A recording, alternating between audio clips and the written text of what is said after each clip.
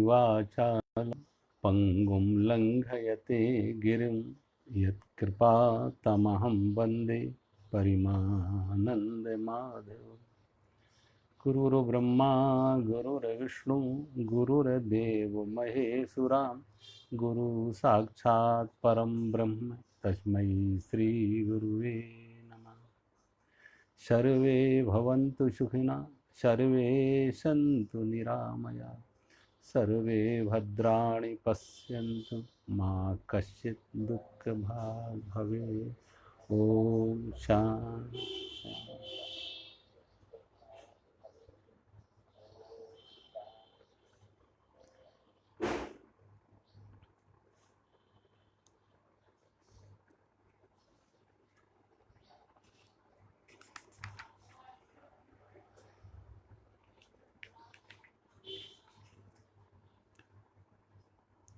गीता अध्याय 13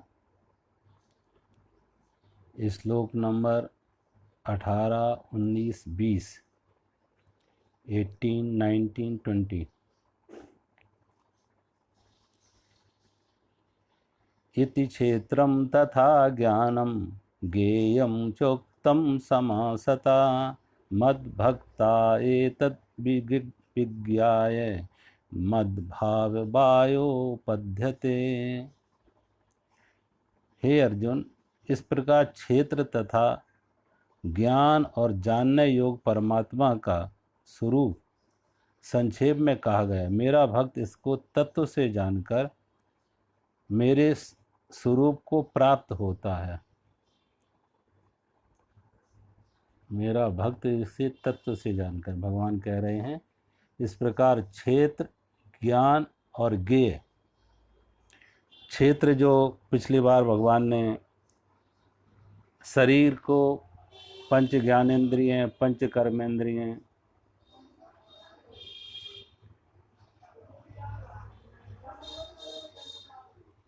तो क्षेत्र है, शरीर को क्षेत्र कहा।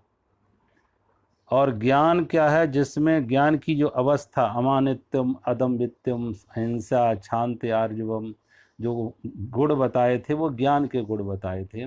और ज्ञेयम, इनको जानने वाला, जो साक्षी है, दृष्टा है, साक्षी है, जानने वाला है, शरीर मन बुद्धि इंद्रियों का, वो भगवान कहते हैं वो है ज्ञेयम। वो ज्ञेयम है, ज्ञाता, दृष्टा, साक्षी। तो इस प्रकार भगवान ने कहते हैं, संक्षेप में कहा, मेरा भक्त इसको तत्व से जानकर मेरे स्वरूप को ही प्राप्त होता है। अब देखो, ज्ञानी और भक्त में क्या फर्क है कि ज्ञानी तो स्वयं को सच्चिदानंद मानता है, क्योंकि परमात्मा सच्चिदानंद है। एक बूंद पानी में अगर हाइड्रोजन और ऑक्सीजन है, H2O है, तो सारे समुद्र में वही है। तत्वता जो समुद्र में है वही एक बूंद पानी में, हाइड्रोजन और ऑक्सीजन, H2O।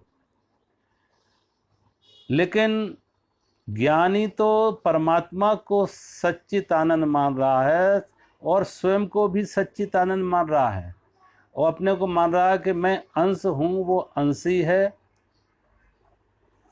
मैं उसी विराट का, उसी सागर की एक बूंद हूँ, लेकिन तत्वता कोई भेद नहीं है। तो ये ज्ञानी की दृष्टि है। भक्त की दृष्टि क्या है? भक्त मानता है कि परमात्मा सच्चित आनंद है, परमात्मा सच्चिदानंद है, और हम परमात्मा से अभिन्न हैं, परमात्मा से भिन्न नहीं है, परमात्मा से अलग नहीं है। तो भक्त का समर्पण के भाव से उसको, वो अहंकार से मुक्त हो जाता है।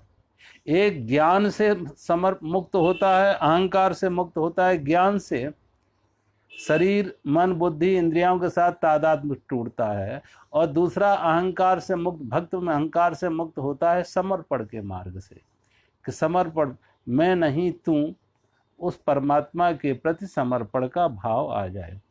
और भगवान कहते हैं, इसको जो तत्व से जानकर मेरे स्वरूप को प्राप्त होता, तत्व से जानना। अब देखो, तत्व से जानने का अर्थ है व्यक्त अपने अनुभव से जानना। एक तो किसी और के अनुभव को हम स्वीकार करते हैं। किसी ने कहा चीनी मीठी है, तुमने मान लिया, लेकिन स्वयं का अनुभव नहीं, तो कभी भी वो भ्रांति खड़ी हो सकती है। कोई व्यक्ति चीनी और नमक एक साथ खड़ा रख दे तो पहचान नहीं पाएंगे कौन चीनी है, कौन नमक है, कौन सोडा है। एक जैसे तीनों देखने में लग रहे हैं आंख से, लेकिन जिसने स्वाद लिया है वो अलग अलग भेद बता सकता है कि ये चीनी है, ये नमक है और ये सोडा है। तीनों का भेद अलग अलग बता सकता है अगर उसने स्वाद लिया है, अनुभव से जाना है। तो एक तो शास्त्र से जानते हैं और एक अनुभव से जानते हैं। शास्त्र से तो बहुत बार हम पढ़ लेते हैं। आज तमाम लोगों को देखो, शास्त्र पढ़ के वो ज्ञानी अपने को मान लेते, पंडित मान लेते हैं। ऐसे तमाम लोग मिलेंगे जो कहेंगे जिन्हें पूरी गीता या कंठस्थ है, पूरी गीता जिन्हें कंठस्थ है, और वो मान लिया कि जब पूरी गीता मुझे कंठस्थ है तो हम तो ज्ञानी हैं। कई लोग तो ऐसा अपने बारे में कहते हैं कि वो 4 वर्ष की और 5 वर्ष की उम्र से उनको पूरी गीता याद थी। 4-5 वर्ष की उम्र में पूरी गीता याद, यानी पिछले जन्म से ज्ञान लेके आए हैं गीता का, पिछले जन्म का याद किया हुआ याद है। अब इसे भगवान कहते हैं ये पांडित्य है, ये पांडित्य है। अगर कृष्ण भी प्रकट हो और कृष्ण से भी कहो कि दोबारा, गीता कृष्ण ने महाभारत में सुनाई अर्जुन को, लेकिन उनसे कहो दोबारा फिर सुना दो तो नहीं सुना पाएंगे, क्योंकि उनका कोई कंठस्थ नहीं था, याद किया हुआ नहीं था, रटा हुआ नहीं था। वो सहज उनके अंदर से वो ज्ञान निकला। जो एक बार निकला जरूरी नहीं कि उसकी पुनरावृत्ति फिर हो जाए, उन शब्दों की पुनरावृत्ति हो जाए। उस ज्ञान को तो बता सकते हैं, लेकिन शब्दों की जो पुनरावृत्ति वो नहीं होगी। तो कृष्ण स्वयं उस गीता को दोबारा, उन श्लोकों को, उस गीता को, शब्दों को प्रकट नहीं कर पाएंगे, लेकिन आज जिन्होंने उसको रट लिया वो कहते, वो मानते हैं कि वो तो ज्ञानी हो गए। तो ये ज्ञान नहीं है। ज्ञान का अर्थ है अनुभव जन्य हो, शब्द जन्य, शास्त्र जन्य नहीं हो, अनुभव जन्य हो, अनुभव से जाना हो उसे। कहते हैं एक बार एक चार्ली चैपलिन के बारे में कहते हैं कि एक बार एक इंग्लैंड में प्रतियोगिता हुई, और इंग्लैंड में एक प्रतियोगिता हुई जिस प्रतियोगिता में था कि जो चार्ली चैपलिन की तरह अभिनय कर सके, जो चार्ली चैपलिन की तरह अनुभव कर सके, उसको प्रथम पुरस्कार मिलेगा, फर्स्ट प्राइज मिलेगी। कहते तमाम लोगों ने उसके लिए अपना आवेदन दिया। उसमें से लगभग 20 लोगों को चुना गया, और जो 20 लोगों को चुना गया उनको जब अभिनय के लिए बुलाया गया, तो उसमें एक बात और खास क्या हुई कि जो चार्ली चैपलिन था वो भी नाम बदल के वहां गया। वो भी, उसने भी अपना नाम बदला और नाम बदल के वो भी उस प्रतियोगिता में गया, अभिनय में गया। और कहते हैं उस प्रतियोगिता में, अभिनय की प्रतियोगिता में चार्ली चैपलिन तीसरे नंबर पे आया, तीसरे नंबर पे आया। और दो जो उससे आगे निकले, जिन्होंने अभिनय किया, वो ज्यादा कुशलता पूर्वक अभिनय किया। चार्ली चैपलिन अपने अभिनय को दोहरा ना सका, अपने जीवन के, अपने व्यवहार को दोहरा ना सका, क्योंकि ऐसा व्यक्ति जीवन दोहराता नहीं। ना मालूम जीवन में कितनी नई नई बातें आदमी सीखता है, अनुभव करता है। जब ये आयोजकों को मालूम पड़ा कि नाम बदल के जो आया था वो स्वयं चार्ली चैपलिन था, वो तीसरे नंबर पे आया, और जो अभिनय कर रहा था वो पहले नंबर पे गए, पहले और दूसरे नंबर पे। सोचो, तो आज कृष्ण अगर दोबारा प्रकट हो तो कृष्ण उस गीता को नहीं दोहरा पाएंगे, लेकिन आज जो गीता को मात्र रट लेते हैं, कंठस्थ कर लेते हैं, किसी शास्त्र को पढ़ लेते हैं, वो ज्ञानी हो जाते। तो भगवान कहते हैं ये तत्व से जानना नहीं है। तत्व से जानने का अर्थ है अनुभव से जानना, और जो अनुभव से जाना जाता है वो जीवन में उतरता है, वो ज्यादा प्रमाणिक है। जिसने स्वाद लिया है वो ज़्यादा प्रमाणिक है। जिसने तैरना सीखा है वो ज़्यादा प्रमाणिक है, बशर्ते जिसने तैरने के ऊपर किताब पढ़ी हो, किताब लिखी हो। जिसने किताब पढ़ी हो, डॉक्टरेट ले ली हो, लेकिन तैरना ना आया हो, तो उसका तैरने का ज्ञान प्रमाणिक नहीं कहेगा। प्रमाणिक वही ज्ञान क्या कहा जाएगा जो जिससे वो मुक्त हो सके, जो अनुभव में आया है, जो जीवन में उतरा है। मात्र बुद्धि विलास है, शास्त्र से पढ़ा है, बुद्धि विलास है, तो भगवान कहती है तत्व से जानना नहीं। और तत्व, भगवान कहते हैं मेरा भक्त इसको तत्व से जानकर मेरे स्वरूप को प्राप्त होता है। भगवान कहते हैं मेरा भक्त जिस तत्व से जानकर और मेरे स्वरूप को प्राप्त होता है। क्यों? जो तत्व से जान लिया, तो अनुभव में जिसने उसे जान लिया, तो अब उसमें क्या अंतर। एक आदमी ने तो सागर के बारे में सुना है कि सागर का स्वाद खारा होता है, नमक जैसा होता है, खारा, क्योंकि उस व्यक्ति ने खारेपन को जाना है, खारा नमक को जाना है, खारेपन का स्वाद जाना है। तो एक किताब में पढ़ के दूसरों के कहने से उसने मान लिया कि सागर का स्वाद खारा है। लेकिन एक व्यक्ति ने स्वयं समुद्र का पानी पी के स्वाद लिया है, समुद्र का स्वाद लिया है और तब जाना है। वो किताब से नहीं जाना है, अपने अनुभव से जाना है। तो जिसने अनुभव से जाना, भगवान कहते हैं वो तत्व ज्ञान है, वो ज़्यादा प्रमाणिक है। और जो तत्व ज्ञान को प्राप्त होता है, भगवान कहते हैं वो मेरा भक्त है, वो मुक्त होता है। तो जो भगवान ने यहाँ कहा है कि क्षेत्रज्ञ ज्ञान गेयम, तो जो ज्ञान गेयम क्षेत्र है, भगवान कहते हैं जिसने इसे तत्व से जाना, अनुभव से जाना है, मात्र पुस्तक से नहीं जाना हो। अगले श्लोक में भगवान कह रहे हैं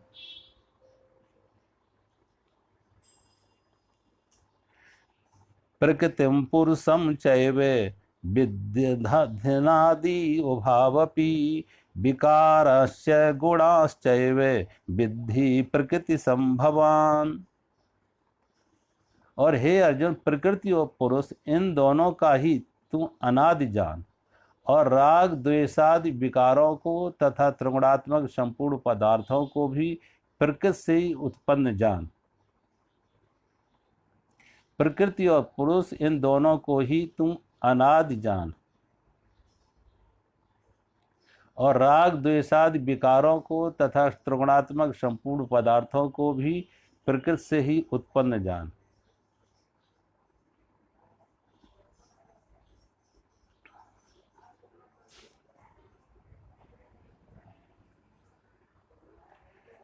अगले श्लोक में भगवान कह रहे हैं कार्य करण कर्तृत्व हेतु प्रकृति रुच्यते पुरुषा सुख दुखानाम भोक्तृत्व हेतु रुच्यते। कार्य और कारण उत्पन्न करने में हेतु प्रकृति कही जाती है। जीवात्मा सुख दुखों के भोक्तापन में अर्थात भोग में हेतु कहा जाता है।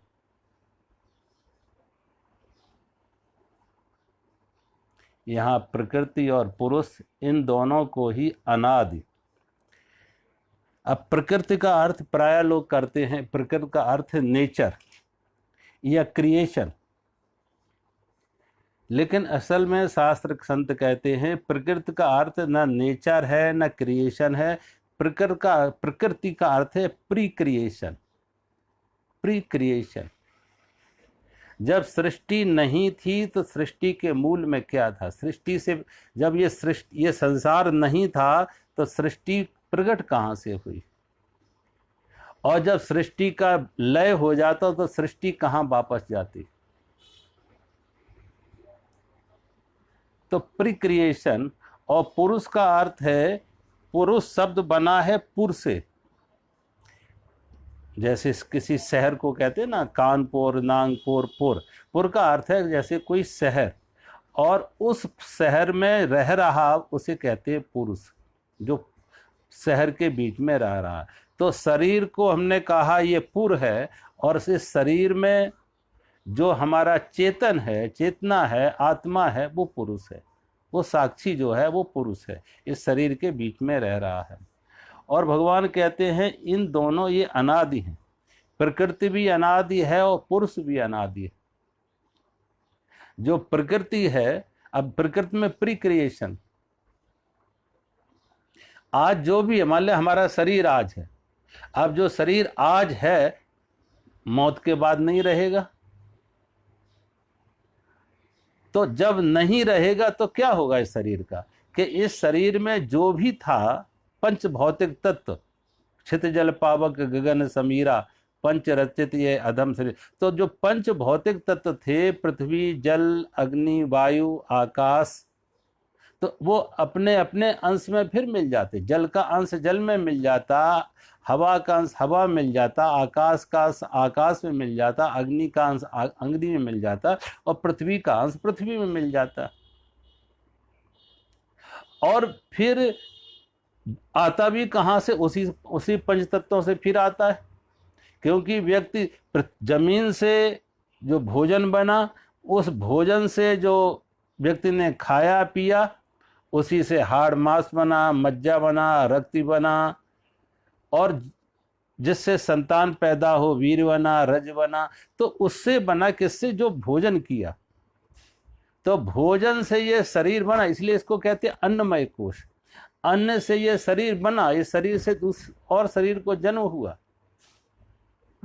तो भगवान कहते हैं वो जन्म से पहले भी था और मृत्यु के बाद भी रहता है, उसकी मृत्यु खत्म नहीं होता। अभी तो वैज्ञानिक कहते हैं कि सारे ब्रह्मांड में लगभग 5000 पृथ्वी हैं, 50,000। सारे ब्रह्मांड में लगभग 50,000 पृथ्वी हैं जिन पर जीवन है, 50,000 पृथ्वी हैं जिन पर जीवन है। और कुछ पृथ्वी जवान है, कुछ मरी हुई भी, कुछ ऐसी हैं जिन पे कभी जीवन था आज नष्ट हो गया, जिन पर कभी जीवन था आज नष्ट हो गया, तो मृत पृथ्वी हैं।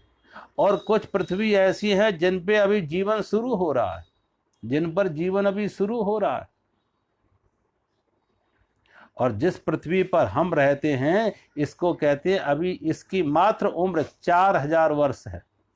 इसकी उम्र कहते हैं अभी 4000 वर्ष और है, क्योंकि 4000 वर्ष सूर्य की उम्र है। 4000 वर्ष में वैज्ञानिक कहते हैं सूर्य ठंडा हो जाएगा, और 4000 वर्ष में अगर सूर्य ठंडा हुआ तो सारी सृष्टि, सारा संसार ठंडा हो जाएगा। जो ये जीव जगत देख रहे हैं सारा सृष्टि नष्ट है, ना कोई वनस्पति होगी, ना कोई पशु पक्षी प्राणी होंगे, ना हम आप होंगे, सब खत्म, जीवन ही नहीं रहेगा। तो ये पृथ्वी फिर मृत हो जाएगी। तो भगवान कहते हैं सारी सृष्टि में कितने ग्रह, कितने नक्षत्र, कितने सूर्य, कितने कुछ हैं। तो भगवान कहते हैं ये जो है अनादि है, ये भी सब अनादि है। ये सारी प्रकृति भी अनादि है। और भगवान कहते हैं जो पुरुष है, जो चेतन है, आत्म तत्व है, वो भी अनादि है। तो ये दोनों अनादि है, मतलब इसका कोई आदि नहीं है, और इस जिसका आदि नहीं है उसका अंत नहीं है। हमारे शरीर का अंत हो जाएगा लेकिन प्रकृति का अंत नहीं। इसका अर्थ नहीं कि शरीर का अंत हुआ तो प्रकृति का अंत हो गया, नए रूप में प्रकृति आ गई। आज तो वैज्ञानिक ये कहते हैं एक पानी के बूंद को भी हम नष्ट नहीं कर सकते। एक पानी की बूंद भी अनादि है, शाश्वत है, एक पानी की बूंद को नष्ट नहीं कर सकते। कहते हैं अगर कैसे नष्ट करोगे, पानी की बूंद, पानी है, गर्म करो, तुमने तेज जो उसे उसको ज़्यादा गर्म किया तो वो भाप बन गई, भाप को ठंडा करो तो पानी बन गई, और पानी को और ज़्यादा ठंडा कर दो तो बर्फ बन गई। तो उसका रूप परिवर्तन होता है, रूप परिवर्तन, ठोस से द्रव में, द्रव से गैस में रूप परिवर्तन होता है, नष्ट नहीं होती है। इसलिए भगवान कहते हैं सृष्टि में कुछ भी ऐसा नहीं है जैसे नष्ट किया जा सके, ये अनादि है। एक पानी की बूंद को भी नष्ट नहीं किया जा सकता, तो अब किसको नष्ट करोगे। पदार्थ भी शाश्वत है और परमात्मा भी शाश्वत है। परमात्मा भी शाश्वत है, पदार्थ भी शाश्वत है। अंतर इतना है, एक जड़ है, दूसरा चेतन है। लोग दोनों अनादि हैं। पदार्थ भी अनादि है, परमात्मा भी अनादि है। पदार्थ जड़ है, परमात्मा चेतन है। एक पानी की बूंद को भी हम कहा नष्ट नहीं किया जा सकता, किसी भी पदार्थ को। और वैज्ञानिकों ने देखा, जितने जब खोजते गए, अब वो पदार्थ को पदार्थ नहीं कहते हैं, बल्कि अब उसे एनर्जी कहते हैं। एक अणु को भी जब तोड़ते गए, अणु को तोड़ते गए, सारा पदार्थ किससे बना है? अणुओं से।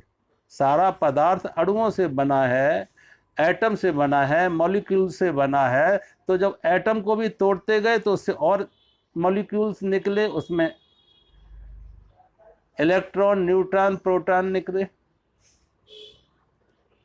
अब उसको तोड़ने कोई उपाय, उसको देखा भी नहीं जा सकता है, तो उससे वो एनर्जी बनी। वो एनर्जी है, वो कहती है ये एनर्जी है। तो भगवान कहते हैं ये दोनों, प्रकृति और पुरुष दोनों अनादि हैं, और इन दोनों को ही अनादि जानकर और राग द्वेष आदि विकारों से तथा त्रिगुणात्मक संपूर्ण पदार्थों का भी प्रकृति से ही उत्पन्न होते हैं। और भगवान कहते हैं ये राग द्वेषा जितने विकार हैं वो प्रकृति से होते हैं। सारे के सारे विकार प्रकृति से होते हैं। अगले श्लोक में जैसे कहा ना कार्य कारण, अब ये कार्य कारण क्या है? कार्य कारण संबंध। कार्य कहते हैं पंच महाभूत और 5 विषय। पंच महाभूत पृथ्वी, आकाश, जल, वायु, अग्नि, ये पंच महाभूत, और 5 विषय शब्द, स्पर्श, रूप, रस, गंध, ये 5 विषय कहते हैं कार। तो कार, और दूसरा क्या है? कारण। करण। करण क्या है? इंस्ट्रूमेंट्स। ये करण क्या है? पंच ज्ञानेन्द्रिय, पंच कर्मेंद्रिय, मन, बुद्धि और अहंकार। बाह्यकरण और अंतःकरण। मन, बुद्धि, अहंकार अंतःकरण है, और बाहर के करण क्या है? आंख से देखना, आंख, कान, नासिका, त्वचा, जिह्वा। पंच कर्म ज्ञानेन्द्रिय, पंच कर्मेंद्रिय, हाथ, पैर, तो हाथ से काम करना, पैरों से चलना, उपस्थ, गुदाद्वार, और वाणी जिससे हम बोलते। तो वाणी के 2 अर्थ हैं।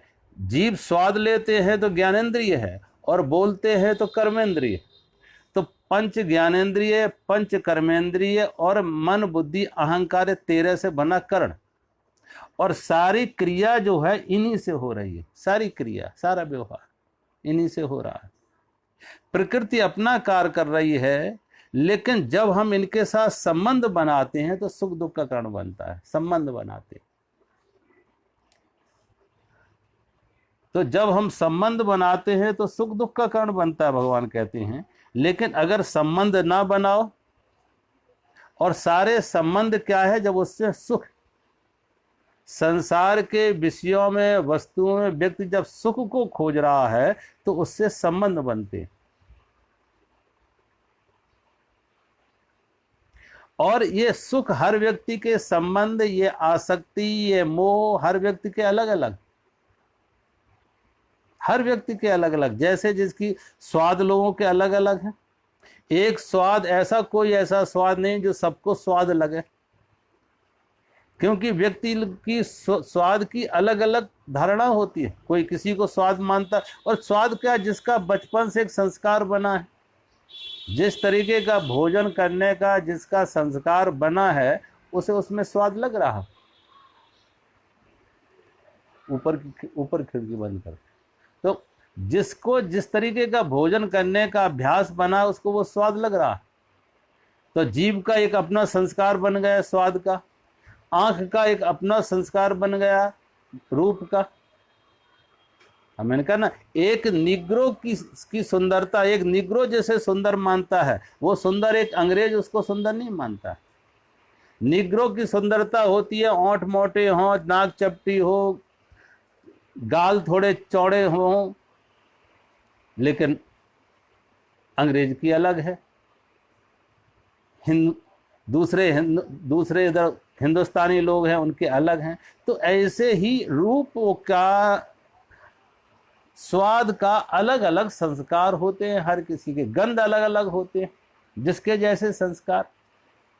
रामचंद्र का नाम, एक नाथ जी ने कहते हैं, एक बार राम कथा जब प्रसंग आता कि एक नाथ जी राम कथा लिखी, रामायण लिखी। एक नाथ जी की रामायण महाराष्ट्र में खासतौर से बहुत प्रचलित है। तो जब एक नाथ जी ने राम कथा लिखी तो एक नाथ जी रोज शाम को राम कथा सुनाते।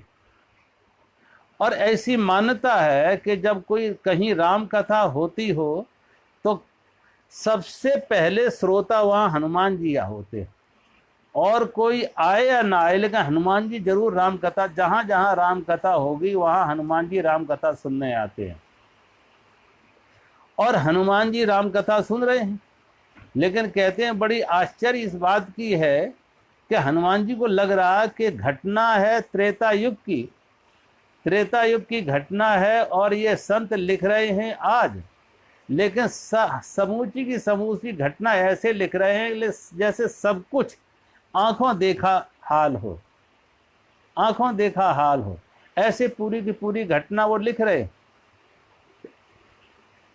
हनुमान जी को बड़ा आश्चर्य कि देखो संत की कैसी इनमें दिव्य दृष्टि है कि त्रेता युग की घटना को अक्षरशः सत्य लिख रहे।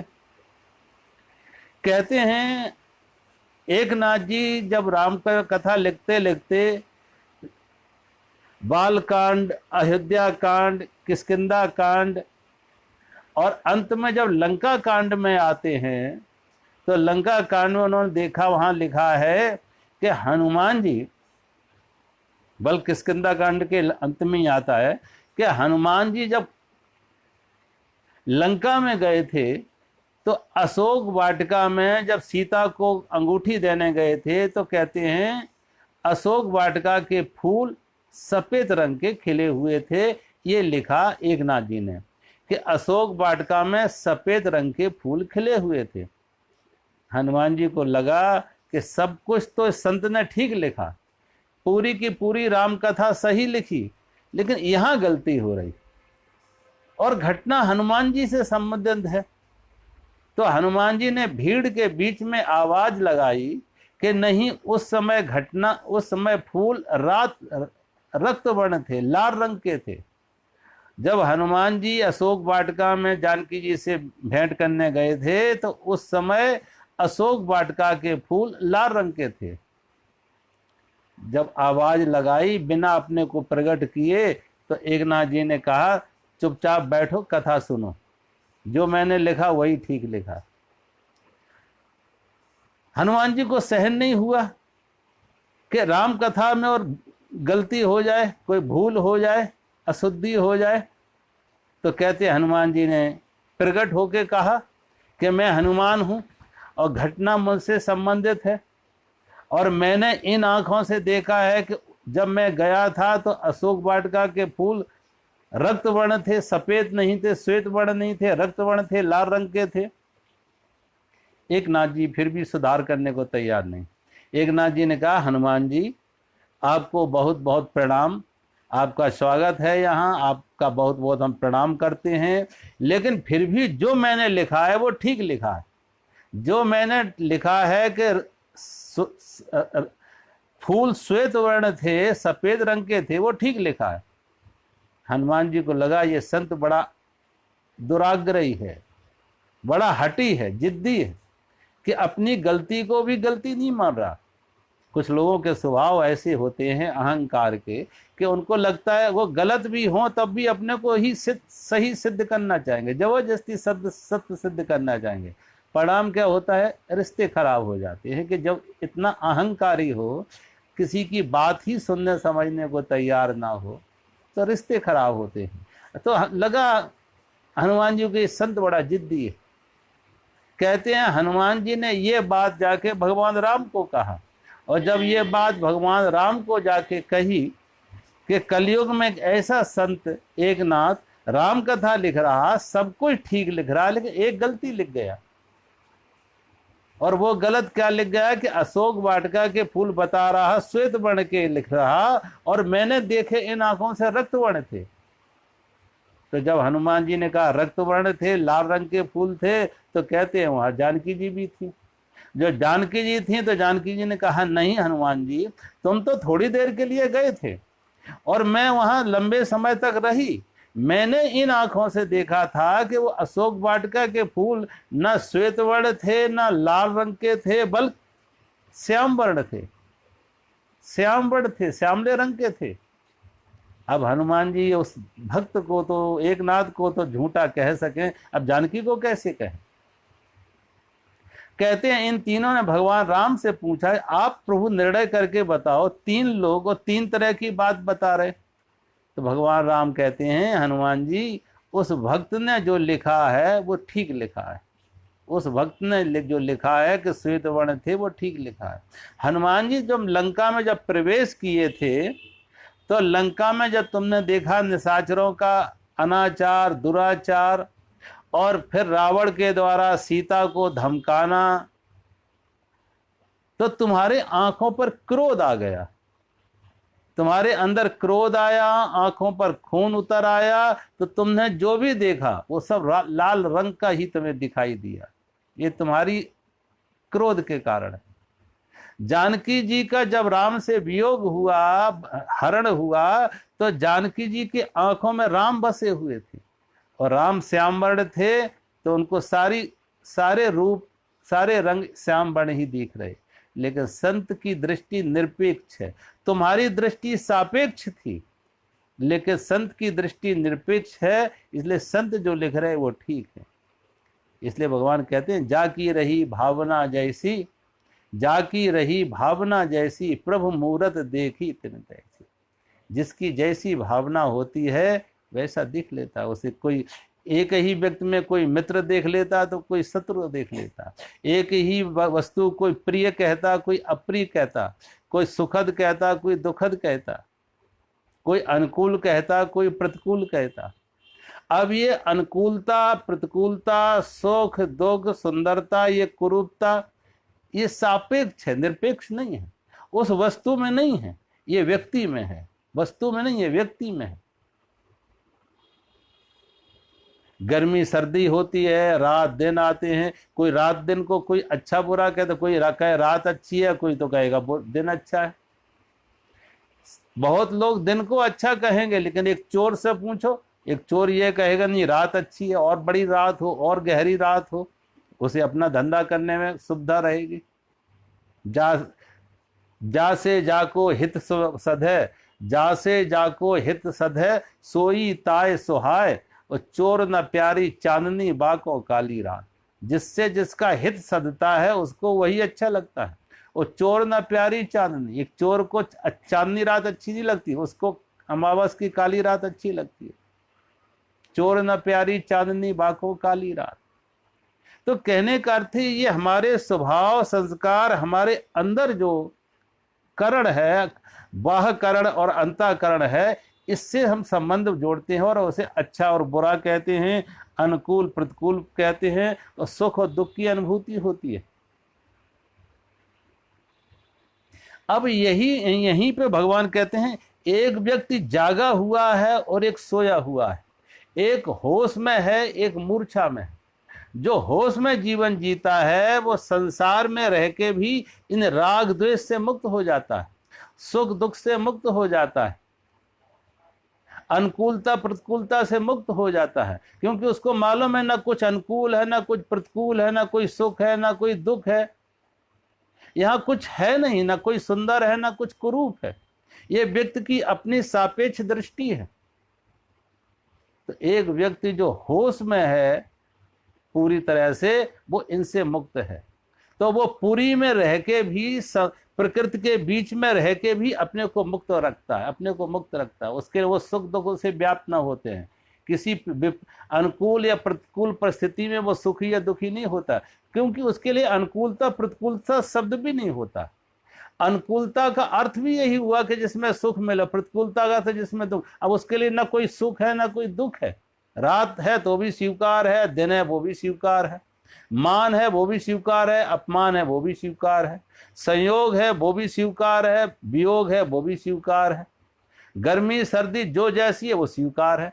तो जो ऐसा परमात्मा के प्रति समर्पित भाव से जी रहा हो, भक्त हो, संसार की हर क्रिया को, व्यवहार को, परिवर्तन को वो परमात्मा का प्रसाद मान रहा है, तो कोई शिकायत की गुंजाइश नहीं। या जीवन इतना होश से भरा हुआ है, सजगता से जी रहा है, तो कोई अपने मन में वो अंतःकरण में कोई संस्कार निर्मित नहीं कर रहा है सुख और दुख के। एक जागा हुआ है, एक मूर्छा में, एक के लिए वो सुख दुख है, एक के लिए वो दुख सुख से मुक्त है, ना उसके लिए कोई सुख है ना कोई दुख है। वो कहते हैं ना, एक शीश महल में,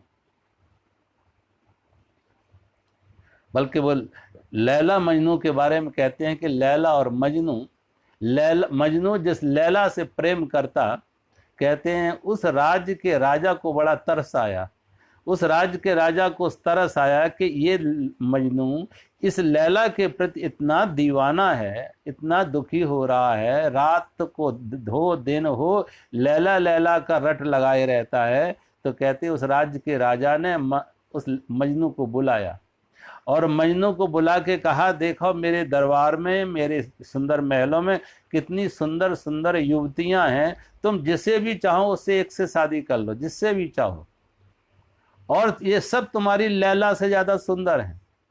जब कहा सब तुम्हारी लैला से ज़्यादा सुंदर हैं, किसी से भी शादी कर लो, तो कहते हैं, मजनू कहता है कि ये जो सुंदर जिन्हें तुम कह रहे हो, ये तो मेरी लैला के पैरों के धूल के बराबर भी नहीं है, ये तो मेरी लैला के पैर के धूल के बराबर भी नहीं है। और राजा को कहा, राजा तुम्हारा दिमाग ठीक नहीं है, लैला की तुलना इन युवतियों से कर रहे। कहते हैं वो राजा हंसने लगा कि दिमाग मेरा ठीक नहीं है, या दिमाग तेरा ठीक नहीं है। तो कहते हैं मजनू ने कहा, चलो दिमाग से क्या लेना देना, दिमाग से क्या लेना देना, लेकिन अगर लैला में सुंदरता देखनी हो तो मजनू की आंख चाहिए, लैला की सुंदरता देखनी हो तो मजनू की आंख चाहिए। हर व्यक्ति की आंख सापेक्ष है। अब किसी माँ से पूछो, कोई माँ कहेगी मैं अपने बेटे को कुरूप है, कोई माँ कहेगी कि अपने बेटे को कुरूप है, कोई नहीं कहेगा। किसी साधु ने एक माँ को फल दिया कि जो सबसे सुंदर बालक तुझे रास्ते में दिखे उसे दे देना।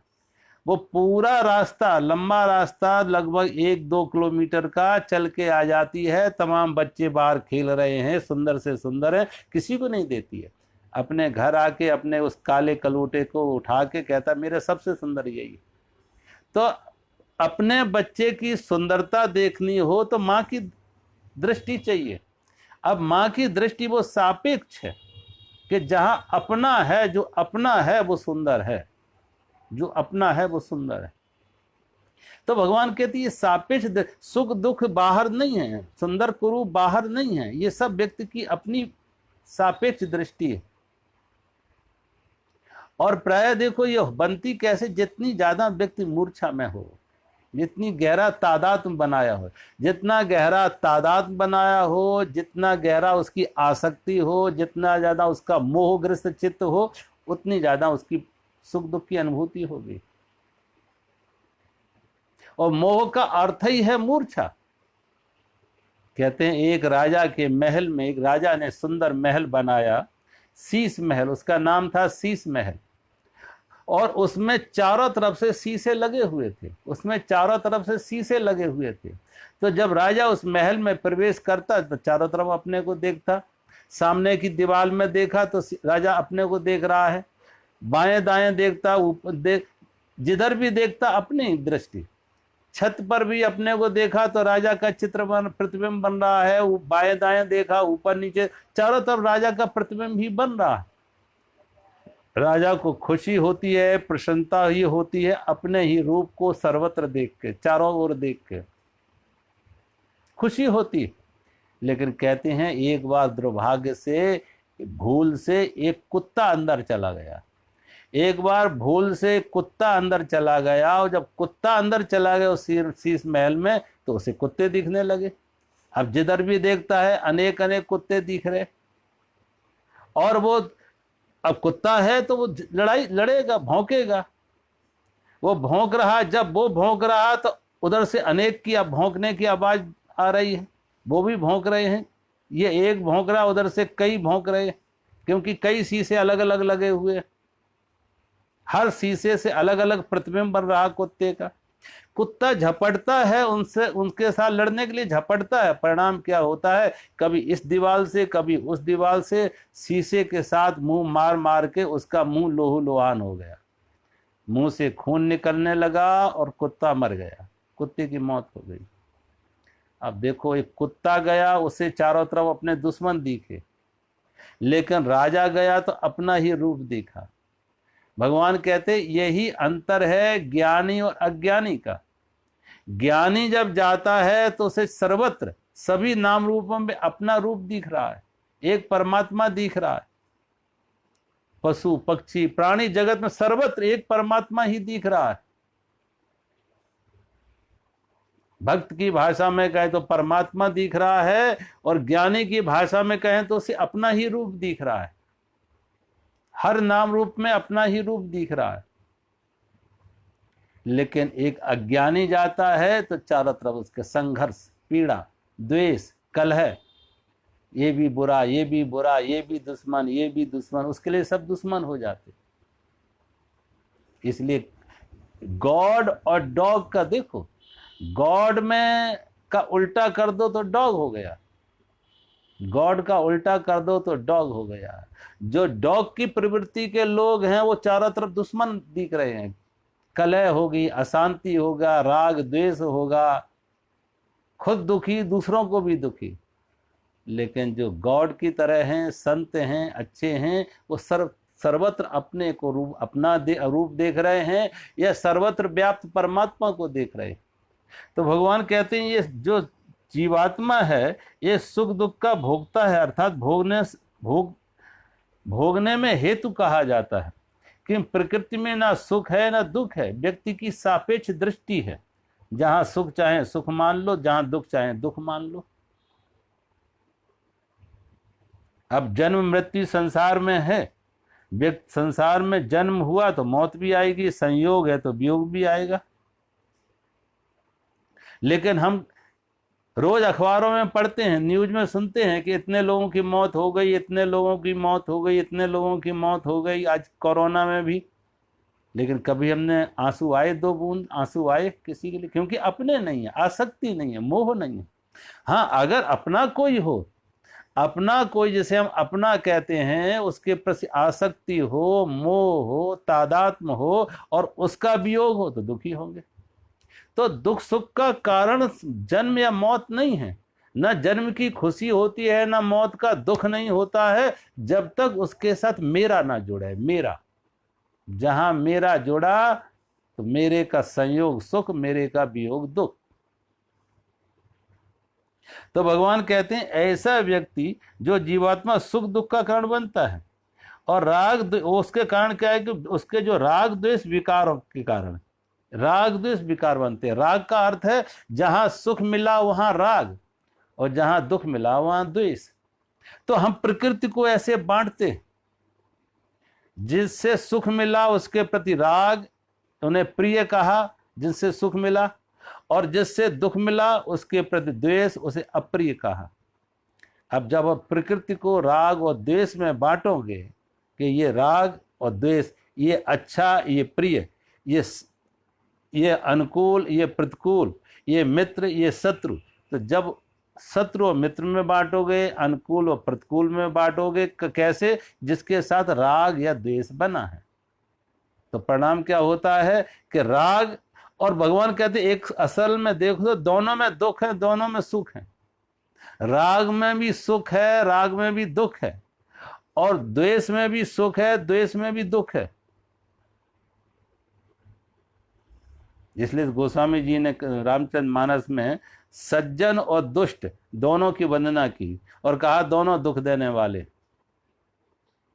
बंदहु संत असज्जन चरना, बंदऊ संत असज्जन चरना, ओ दुख प्रद उभय बीच कछु वरना। तो मिलत एक दारुण दुख देई, ओ बिछुरत एक प्राण हर ले। गोस्वामी जी लिखते हैं कि हम संत और दुष्ट दोनों की वंदना करते हैं कि दोनों दुख देने वाले होते हैं। तो प्रश्न किया दोनों दुख देने वाले कैसे हैं, तो कहा मिलत एक दारुण दुख देई और बिछड़त एक प्राण हलई। दुष्ट के मिलने से दुख होता है और संत के बिछुड़ने से दुख होता है। दुष्ट के मिलने से दुख और संत के बिछुड़ने से दुख। मिलत एक दारुण दुख देई और बिछुड़त एक प्राण हर लई। संत बिछुड़ते हैं तो ऐसे लगता है जैसे प्राण ही इनके साथ जा रहे। ऐसे ही दुष्ट के मिलने से दुख और बिछुड़ने से सुख, ऐसे ही संत के मिलने से सुख और बिछुड़ने से दुख। तो जहां जहां हमारी राग है, जहां राग है उसके मिलने से सुख और उसके बिछुड़ने से दुख, और जहां द्वेष है उसके मिलने से दुख और बिछुड़ने से सुख। तो सारी सृष्टि को हम राग द्वेष में बांटते हैं, और राग द्वेष से बांटने के कारण ही जीवन को सुख और दुख आते हैं। अब ये सुख और दुख वस्तु में नहीं है, परिस्थिति में नहीं है, ना वस्तु परिस्थिति में सुख दुख नहीं है, ये हमारी सापेक्ष दृष्टि है, हमारा संबंध है। कभी देखो हम लोग सिनेमा देखने जाते, अब सिनेमा में क्या होता है, सामने सीधा पर्दा है, सिनेमा में सामने पर्दा है और पर्दा पर दृश्य बनते हैं, चित्र आते और जाते हैं, लाइट एंड शैडो चित्र बनते और आते हैं। अब उसमें कोई भी घटना, कोई भी दृश्य ऐसा है जो मार्मिक है, बड़ा करुण है, किसी की मौत हो गई, किसी की को बिकलौता बेटा उसकी मौत हो गई, मां रो रही, तो ऐसे कारुणिक दृश्य को देख ले कितने लोग रोने लगते हैं। कहीं कोई हंसी की बात आती है तो लोग हंसने लगते हैं। अब जो हमारा रोना और हंसना हो रहा है कब, कि हम फिल्म को फिल्म नहीं मान रहे, उसको सत्य मान रहे, हमारा तादात्म्य बन जाता, हमारा तादात्म्य बन जाता उसके साथ, हमारी दृष्टि उसके साथ सापेक्ष हो जाती है। उस सुख और दुख को हम वास्तविक मान रहे हैं। सिनेमा में के पर्दे पर जो घट रहा है घटनाएं, उसे हम वास्तविक मान रहे हैं, जैसे वास्तविक जगत में हो रहा हो। तो कभी हम रोते हैं, कभी हंसते हैं, कभी कभी हमने देखा लोग इतना रोते हैं कि रुमाल गीले हो जाते। टॉलस्टॉय ने लिखा अपनी आत्मकथा में कि टॉलस्टॉय कहता जब मैं अपनी माँ के साथ थिएटर में जाता था तो जो नौकर साथ में जाता था उस नौकर का काम यही होता था कि कई रुमाल लेके जाता था, कई रुमाल लेके जाता था कि माँ कभी कभी थिएटर में इतना रोती थी कि उसके रुमाल गीले हो जाते थे। तो रुमाल बदलने के लिए नौकर साथ में होता था कि एक रुमाल गीला हो गया दूसरा दिया, दूसरा गीला हुआ तीसरा दिया, अब रोते थे। अब वो रोना यद्यप थिएटर है, वो नाटक है, वो मात्र चित्र बन रहे हैं, लेकिन वो घटनाएं इतनी अंदर बैठ जाती हैं मूर्छा में, बेहोशी में, कि हम उन्हें वास्तविक मान लेते हैं और सुख दुख की अनुभूति होती है। ये भूल ही गए कि ये सारा का सारा प्रोजेक्टर का खेल है। ये जो प्रोजेक्टर पीछे लगा हुआ है वो प्रोजेक्टर ही प्रोजेक्शन दे रहा है, चित्रों का प्रक्षेपण कर रहा है, पर्दे के ऊपर चित्र को प्रक्षेपण दे रहा है, लेकिन वो प्रोजेक्टर दिखता नहीं। और क्यों नहीं दिखता? क्योंकि अंधेरा कर देते हैं। तो जब अंधेरा कर देते हैं तो प्रोजेक्टर से आते हुए चित्र तो दिखते नहीं है, पर्दे पर हो रही घटनाएं वास्तविक लगती है। ऐसे ही जब हमारे अंदर चेतना का अभाव हो जाता है, मन हमारा मूर्छा युक्त हो जाता है, मूर्छा युक्त हो जाता है, चेतना हमारी दब जाती है, परिणाम क्या होता है कि जैसे हम रात स्वप्न देखते हैं तो स्वप्न को वास्तविक मान लेते हैं। यद्यप कुछ है नहीं, लेकिन स्वप्न को वास्तविक मान के हम सुखी और दुखी होते हैं। ऐसे जागृत में भी हम पूरी तरह जागे हुए नहीं हैं, जागृत में भी पूरी तरह जागे हुए नहीं हैं। तो यहाँ पे भी हम सुख दुख की अनुभूति कर रहे हैं। वो सापेक्ष जो हमारी दृष्टि है वो सुख दुख की अनुभूति कर रही है, जैसे हमने राग द्वेष बनाए हैं। तो भगवान कहते हैं ऐसा व्यक्ति राग द्वेषादि विकारों से तथा त्रिगुणात्मक संपूर्ण पदार्थों में भी प्रकृति से ही उत्पन्न जान कि ये सब प्रकृति से उत्पन्न हुए हैं। ये राग द्वेष उत्पन्न कब हुए? प्रकृति से। और प्रकृति के साथ जब संबंध बनाया, जब आसक्ति बनाई जब जीवात्मा ने आसक्ति बनाई तो उसके साथ सुख और दुख भोक्तापन अर्थात भोगने में हेतु कहा गया, भोक्तापन आ गया। अब ये भोक्तापन कैसे आ गया? क्योंकि हमने उसके साथ संबंध बनाए। तो भगवान कहते हैं जितनी जागृति आएगी, जितना होश आएगा, उतना हम जाग के देख सकते हैं कि ये सब खेल है, ये कुछ नहीं है। ये जन्म मौत, संयोग वियोग, मान अपमान, लाभ हान, ये कुछ नहीं। ये जागा हुआ व्यक्ति है वो इन सारी प्रतिक्रियाओं से मुक्त हो जाता है, ये रिएक्शन से, प्रतिक्रियाओं से मुक्त हो जाता है। उससे क्रिया होगी लेकिन प्रतिक्रिया नहीं होगी, रिस्पॉन्स होगा, रिएक्शन नहीं होगा। जो जागा हुआ व्यक्ति, निर्णय उसके हाथ में होता है। अभी तो हम सबकी प्राय बटनें होती हैं कि कोई बटन, एक तरह की बटन दबाए तो हम वैसा व्यवहार करते हैं, कोई क्रोध की बटन दबा दे तो हम क्रोध करते हैं, कोई जरा प्रशंसा कर दे तो हम खुश हो जाते हैं। तो बटनें, सारा का सारा जीवन यंत्रवत है, मैकेनिकल है। आदमी कम, मशीन ज़्यादा है। और आदमी कम है, जागा हुआ नहीं है, होश में नहीं है, मूर्छित है, इसलिए मशीनों की तरह व्यवहार हो रहे, हम सुखी और दुखी हो रहे।